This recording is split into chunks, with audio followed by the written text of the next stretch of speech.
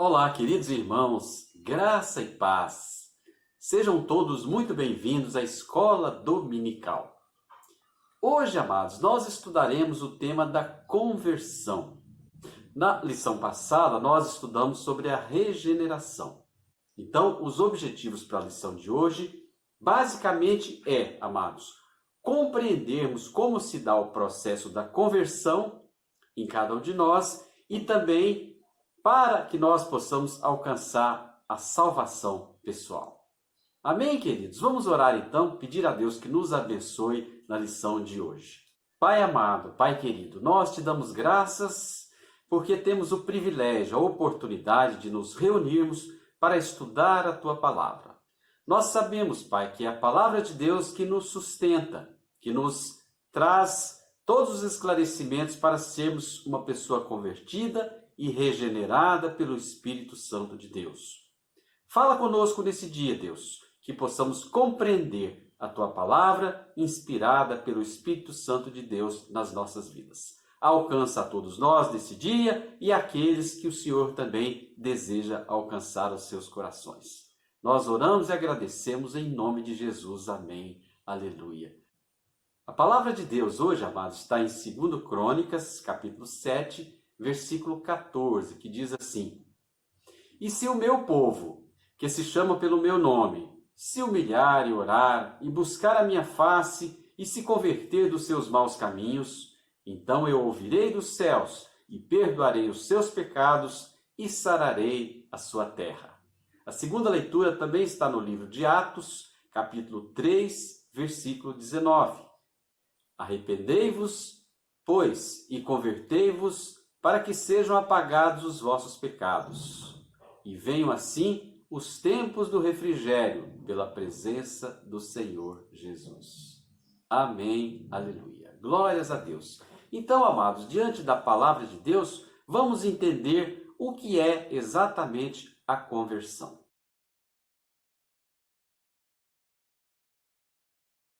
No domingo, durante o culto, eu tive a oportunidade de falar um pouco na introdução que conversão é mudança de direção. Que quando nós estamos, por exemplo, dirigindo um automóvel, nós mudamos de direção, nós sinalizamos e nos convertemos, seja para a direita, seja para a esquerda. Nós estávamos indo para um destino e a conversão nos leva para outro destino que nós mudamos, que nós decidimos mudar. Nós vimos também na aula anterior, na escola dominical, que a parte de Deus na conversão é a regeneração que o Espírito Santo faz nas nossas vidas. E hoje, então, nós veremos a parte humana da regeneração, que é exatamente a conversão. É a decisão do homem de seguir a Deus para a sua salvação. Amém? Em Romanos, capítulo 6, versículo 17, a palavra de Deus diz que Paulo descreveu, aliás, mas graças a Deus, porque outrora, como escravos do pecado, viestes a obedecer de coração aos ensinamentos a que fostes entregues. Precisamos então, amados, conhecer a palavra de Deus, o que Deus nos diz sobre a pessoa de Jesus Cristo. Assim, a conversão envolve o ser humano, a pessoa por completo. A conversão precisa alcançar todo o nosso ser, toda a nossa pessoa. Nesse sentido, amados, a conversão envolve o nosso intelecto, que é o nosso conhecimento e a nossa fundamentação, né? A conversão envolve também as nossas emoções, todos os tipos de emoções, e a conversão também envolve, em terceiro lugar, a nossa vontade. É toda a nossa pessoa que precisa estar no processo de conversão. Portanto, amados, não basta somente conhecer a palavra de Deus para que sermos convertidos. Muitos de nós conhecemos a palavra de Deus, mas não somos totalmente convertidos. Nem tampouco somente estarmos emocionalmente envolvidos pela palavra, pelo Evangelho. E nem mesmo somente a nossa vontade, o nosso desejo de ser cristão é suficiente para que nós possamos ser salvos, sermos libertos. Como eu disse, amados, nós precisamos fazer uso total das nossas faculdades mentais, que são o nosso intelecto, a nossa razão, né? as nossas emoções, o conjunto de emoções e também a nossa vontade, o nosso desejo. Precisamos saber, em primeiro lugar, que existe apenas um evangelho, como diz a palavra de Deus em Gálatas 1, versículo 9. Assim como já vô-lo dissemos, agora de novo também vô-lo digo. Se alguém vos anunciar outro evangelho, além do que já recebestes, seja anátema, ou seja contrário a ele, porque não existe outro evangelho, somente o evangelho do nosso Senhor e Salvador Jesus Cristo. Precisamos também entender e aceitar que, por outro lado, só Jesus podia nos dar a salvação. Só a pessoa, aquele que foi enviado pelo Pai Celestial, ninguém mais, nenhum outro homem teve ou terá condição de nos dar a salvação, a não ser aquele que foi enviado por Deus, o nosso Criador. Porque o Evangelho é o preço pago por Jesus na sua morte, pelos seus pecados, e também pelo sepultamento de Jesus e pela ressurreição dele como Filho de Deus que subiu aos céus. Em Romanos 5, versículo 8, Deus nos dá a prova do seu amor para conosco, que em Cristo morreu por nós, sendo nós ainda pecadores. Amém, queridos? Por outro lado, amados do Senhor, o Evangelho é a verdade pessoal. Jesus disse em João 3, 14 e 15 o seguinte: e como Moisés levantou a serpente no deserto, assim importa também que o Filho do Homem seja levantado, para que todo aquele que nele crê não pereça, mas tenha vida eterna. Amém? Se uma pessoa, amados, não confia em Cristo como seu Senhor e Salvador, essa pessoa não poderá ser salva. Ela não é salva. É necessário conhecer o conteúdo, a doutrina, o fundamento da salvação. E também conhecer a pessoa de Jesus Cristo, a pessoa do Evangelho, para que sejamos convertidos. Conhecer a doutrina, o fundamento e conhecer a pessoa, a qual é o responsável, é aquele no qual foi feito o Evangelho das nossas vidas. Amém, queridos?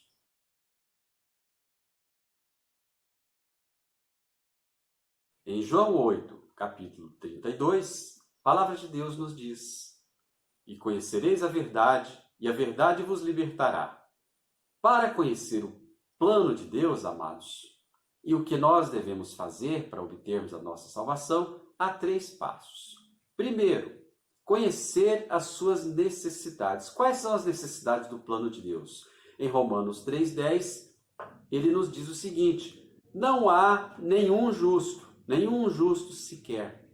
O que não significa, amados, que não há ninguém bom entre os homens, mas que nenhum de nós é tão justo quanto Deus. Somente Deus é justo, e o padrão de justiça e de santidade é o padrão de Deus. Ele possui esse padrão. Como todos nós pecamos, destituídos estamos dessa glória de Deus. Segundo lugar, precisamos conhecer a penalidade por não obedecermos ao Senhor, que é o nosso Deus e Criador. Em Romanos 6, 23, a palavra de Deus diz a todos nós que o salário do pecado é a morte, que se refere também à morte espiritual, que ocorre quando alguém está morto eternamente, espiritualmente para Deus. Ele está distanciado de Deus. Logo, também podemos aplicar essa prática, esse fundamento à morte física. É preciso conhecer a pena, porque quando Jesus voltar, ele julgará aqueles que não obedeceram a palavra do Senhor Jesus. O terceiro passo, amados, é conhecermos a provisão de Deus. Em Romanos 5,8 ele nos diz: em que Cristo morreu por nós, sendo nós ainda pecadores. Queridos, nós não podíamos pagar o preço dos nossos pecados, mas Jesus sim, ele pagou. Dessa forma, Jesus provê salvação para todos nós, como dom gratuito de Deus. A salvação não vem de nós, vem de Deus, é dom gratuito do Senhor. Mas é somente aqueles que o aceitarem e que o receberem como seu Senhor e Salvador das suas vidas. Amém, queridos? Nós precisamos responder pessoalmente. Em Romanos 10, 9, ele nos diz: se a tua boca confessares ao Senhor Jesus, em teu coração creres que Deus o ressuscitou dentre os vivos, dentre os mortos, serás salvo. Aleluia, glórias a Deus. Então depende de você, depende de mim, confessar com a nossa boca. Nós precisamos ter essa atitude para que confessemos de nós mesmos que Jesus Cristo é o Senhor. Precisamos também, queridos, fazer o uso devido, correto das nossas emoções. Muitas pessoas falam, né? Ah, isso é emocionalismo. Outras falam, ah, isso é racionalismo demais. Umas exageram demais, outras racionalizam demais. Esses dois fenômenos, amados, nós temos que ter um equilíbrio, porque nenhuma nem outra forma está certa, mas nenhuma nem outra forma também estão erradas. Né? Deus criou o homem por completo. Ele criou o homem com capacidade emocional e racional também. Nós precisamos que as nossas emoções conduzam-nos, cada um de nós, à conversão de forma saudável. Uma pessoa será emocionalmente afetada por causa de uma experiência afetiva que ela tem. Quando nós somos afetados por uma experiência afetiva de alegria, de amor, de paz, nós crescemos espiritualmente. Mas muitas vezes nós somos confrontados. E se essa alegria do confrontamento for a alegria de Deus, ela é benevolente, ela é benéfica para as nossas almas. Por isso devemos fazer o uso correto, coerente das nossas emoções também. Paulo, em 2 Coríntios 7, 9 e 10, ele reconheceu a tristeza segundo Deus. Que essa tristeza, conforme o padrão de Deus, ela nos conduz a um discernimento espiritual maior. Ela nos leva ao crescimento, como eu disse. E que a tristeza desse mundo, amados, é o arrependimento por sermos pegos em certas situações e não pelo arrependimento do ato que nós cometemos. Perceber a diferença? Que a tristeza de Deus nos leva a um processo de crescimento espiritual, enquanto que a tristeza do mundo, aquela que muitas pessoas cometem erros e erros graves por causa da tristeza do mundo, é por causa que ele foi pego em certas situações e não que se arrependeu. Entenda bem essa diferença. Quando você entender, a sua mente vai clarear e você vai ter o discernimento que Deus quer dar para a sua vida. Alegrai-vos uns aos outros, mesmo nas adversidades, alegrai-vos. Paulo diz para nós, em Filipenses 4, capítulo 4, regozijai-vos sempre, regozijai-vos no Senhor. Não há, portanto, problemas, amados irmãos e irmãs, em nos alegrarmos com o nosso relacionamento com Cristo Jesus. Cada um de nós, queridos, possui uma maneira de expressar as nossas emoções. Tem uns que gostam de cantar alto, gostam de dançar, gostam de pular na presença do Senhor, expressando a sua alegria, o seu contentamento. Alguns choram alto, outros choram, outros riem, outros simplesmente ficam quietos no seu lugar ali, emotivos, expressando a sua forma de relacionamento com o Senhor Jesus. Não é por causa do nosso comportamento emocional que nós seremos convertidos ou seremos salvos. Podemos pular, cantar, podemos fazer qualquer coisa. Isso não nos levará a um processo de conversão. O que levará à conversão genuína e verdadeira, amados, é a nossa conversão pelo Evangelho. É o Evangelho quando entrar no nosso coração e transformar a nossa vida. A forma de manifestação não diz muito a respeito, mas quando o Evangelho entra e transforma o nosso coração, aí sim seremos outra pessoa, a imagem e semelhança do nosso Senhor e Salvador. Um outro aspecto bastante importante aqui é fazer o uso correto da nossa vontade, do nosso desejo. Veja que, embora o homem foi criado com livre-arbítrio, quer dizer, o homem pode decidir o que ele quiser, né? Mas, contudo, porém, para ser convertido ao Senhor Jesus, é necessário que nós aceitemos a obra de Deus em nossas vidas. Para sermos convertidos e regenerados à imagem de Deus, que é a justiça e retidão, nós precisamos aceitar o trabalho do Espírito Santo nas nossas vidas. Mesmo assim, queridos, não significa que nós temos o poder de nos salvar. Não, nós não. É o Espírito Santo em nós que pode nos levar ao processo de conversão e salvação final. Em Efésios, capítulo 2, versículos 8 e 9, a palavra de Deus nos diz que é pela graça de Deus que sois salvos por meio da fé. E isto não vem de vós, é obra de Deus. Não vem das obras para que ninguém se glorie. Não é correto, amados, eu fazer boas obras e pensar que por isso eu serei salvo. É necessário que eu converta genuinamente o meu coração e obedeça a Cristo e aos seus mandamentos. Aí sim, pela graça sereis salvos, não por obras, para que não glories. Amém? Outro ponto importante aqui, amados, que nós devemos trazer à tona é a questão do batismo.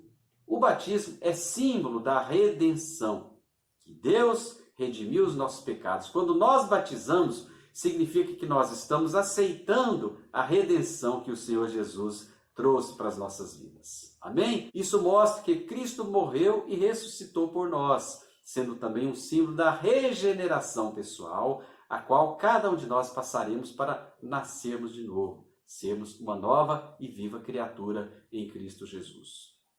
Quando alguém se batiza, ele está dizendo que confia pessoalmente no Senhor Jesus Cristo como seu Salvador e que experimentará uma mudança sobrenatural na sua vida.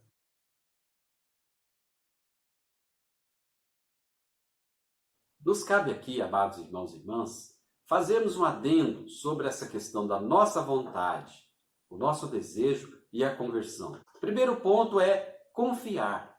Confiar na palavra de Deus. Em Provérbios 3:5, ele nos diz: confia no Senhor de todo o teu coração e não estribes no teu próprio entendimento. Precisamos confiar na palavra de Deus e não no nosso entendimento humano. Segundo ponto, nós precisamos nos arrepender.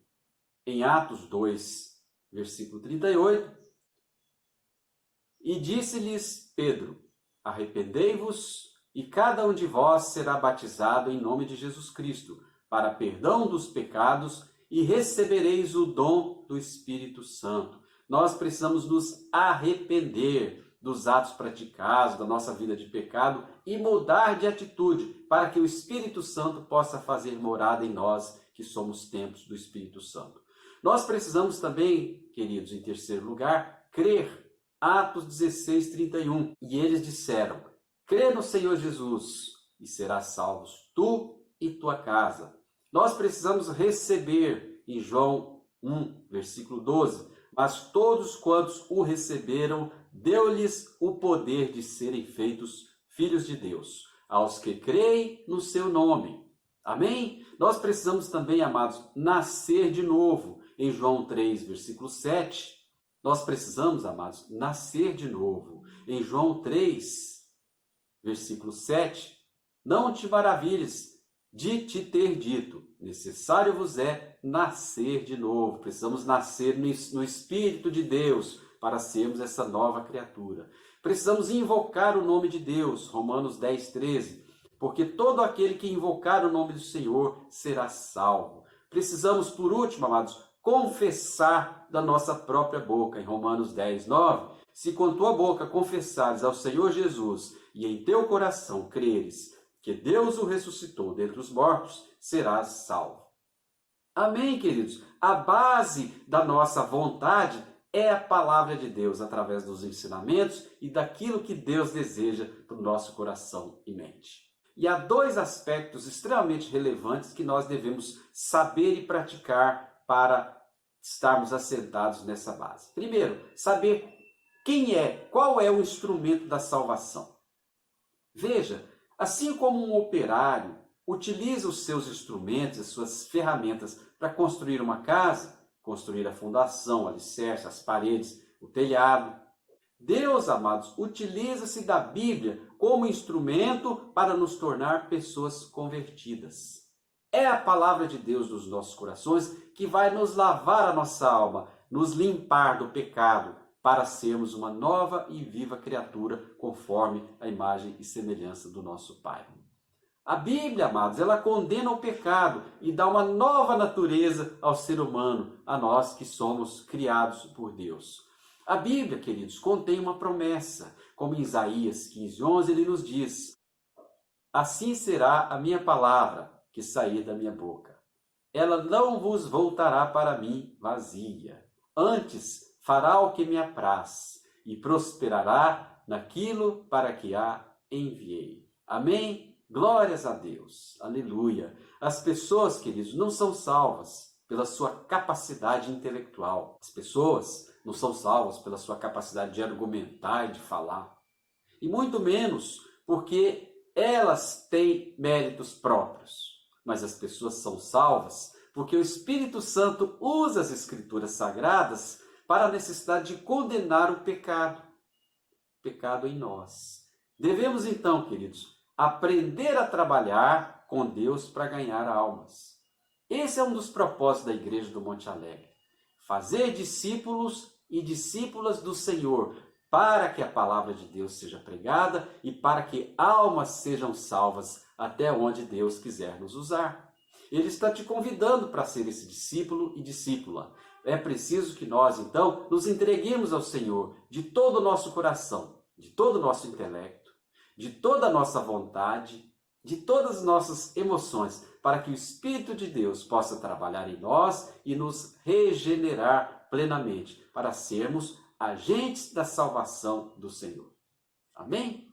Glória a Deus. Em segundo lugar, queridos, qual é o agente da salvação? É o Espírito Santo. É a pessoa que concede a vida eterna ao pecador arrependido. Nós precisamos nos arrepender para que o Espírito Santo haja em nós e nos salve, nos levando para a vida eterna. Ele, o Espírito Santo, é o divino operário que trabalha para a obra de Deus, que regenera o homem, que modifica o homem, que faz o homem à sua imagem e semelhança. O Espírito Santo trabalha, ele opera e dirige o pecador até a presença do Senhor e Salvador das nossas vidas. Aleluia, glória a Deus. O Senhor é bom, amados, e eterna é a sua misericórdia. Não nos cansemos de falar, de pregar o Evangelho, de falar da palavra de Deus, porque só o Senhor salva, cura e liberta. Paulo, queridos, descreve a obra que o Espírito Santo realiza no pecador, em todos aqueles que são pecadores. Paulo diz o seguinte em Colossenses 3:10. E vos vestistes do novo, que se renova para o conhecimento, segundo a imagem daquele que o criou. Amém? Paulo descreve também o Espírito de Deus que habita em nós. Em Romanos 8:9, ele nos diz: vós, porém, não estáis na carne, mas no Espírito, se é que o Espírito de Deus habita em vós. Mas, se alguém tem o Espírito de Cristo, Mas, se alguém não tem o Espírito de Cristo, esse tal não é dele. E também em Romanos 8:16, ele testemunha, queridos, em nosso coração. O Espírito Santo testemunha em nosso coração. Veja que maravilhoso. O mesmo Espírito testifica com o nosso Espírito que somos filhos de Deus. Nós somos filhos de Deus quando nós convertemos o nosso coração ao Senhor e entregamos a Ele a nossa vida. Passamos a fazer parte da família de Deus, no corpo de Cristo, e somos trabalhados e somos melhorados à imagem e semelhança do nosso Senhor e Salvador. Você faz parte da família de Deus? Você é convertido? Você obedece aos mandamentos do Senhor Jesus? Pense aí. Amém?